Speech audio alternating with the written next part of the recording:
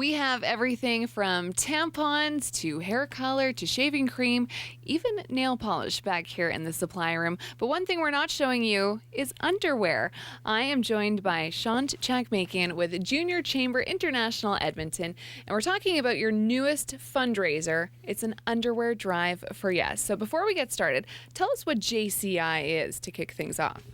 So JCI is an organization of young professionals from 18 to 40 years in age, and we have a lot of opportunities, whether it's community service, such as this underwear drive. We have professional development, travel, training. So there's a lot of great opportunities with JCI, and being a part of the community is definitely something that we're passionate about. You're a part of the community, you're supporting the community and supporting homeless youth here in Edmonton. Underwear, it's not that glamorous to talk about. I almost feel a little bit uncomfortable with the idea of buying underwear to donate for other people, but that's exactly what this drive is all about. You're putting out a call to action to the Edmonton community because our homeless youth desperately need underwear. What's the scenario there? So a lot of the basics are things that are lacking for homeless youth, right? Whether it's socks, underwear, warm clothes, and of course things like shelter.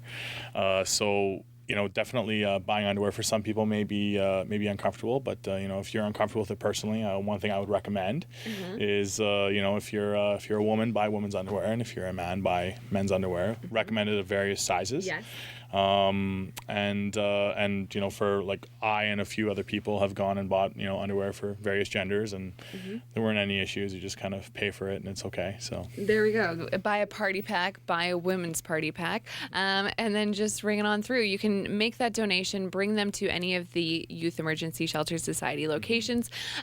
But what's the goal here? How many pairs of underwear are you trying to raise to really make a difference? So our goal is to raise 1,000 pieces of underwear, and starting off this drive, we almost have about 300 pairs of underwear so far, kicking off. So yeah, so we're a third of the way through. Amazing! And today's the first day. Today's the first day. Okay. Yeah. So we need everyone's support to really get the other 70% of the way there. We also just did a sock drive just a few months ago, and we got about just over 500 pairs of socks for Excellent. yes, and another way to also be able to bring those items of donation is any of the JCI events that we have going on. We're going to be breaking out of Escape City and doing a couple other things coming up, so you can totally come to those and Bring some underwear. you bring some underwear. And you have a hashtag. Yes, Undies for Youth. Okay. Yes, that's number 4. So Undies for Youth. And quickly, who are these youth that we're helping? So the youth range from anywhere from, I believe, 14 or 16 years old as old as 25 years old, I believe. And it could be anybody. It could be, What types of scenarios are they leaving? Various scenarios. So some are part of gang culture, some have addiction issues, some are coming from homes with addiction issues, some are coming from homes with abuse. There's a lot of LGBTQ clients at Yes.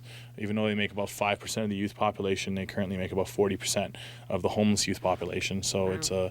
it's a growing problem in our city and in our country. Okay, Shant, one more time, that hashtag for everyone so they can remember and follow on social media. Undies for Youth. That's Undies for Youth. Undies for Youth. That's on Instagram and Twitter. Excellent. Thanks so much for your time. Stay tuned. More coming up after the break.